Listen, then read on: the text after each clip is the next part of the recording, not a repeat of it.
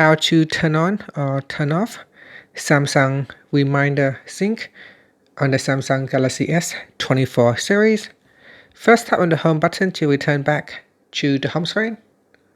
And from the home screen, swipe down at the top to open up quick settings. In here, tap on the settings icon. Next, we scroll down, then tap on accounts and backup. Then tap on manage accounts. Next in here, go down and tap on the Samsung account. Then tap on sync account. Then we go down and tap on reminder. Tap on the toggle button to turn off or switch on reminder sync. If you want to immediately sync reminders to your device, tap on the left hand side panel.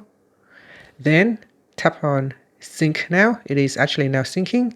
So you can tap on the sync now button to immediately sync reminder from your device to the cloud or from the cloud back to your device. So just tap on that to perform an immediate sync. Finally, you can tap on the home button to go back to the home screen. Thank you for watching this video. Please like and subscribe to my channel for more videos.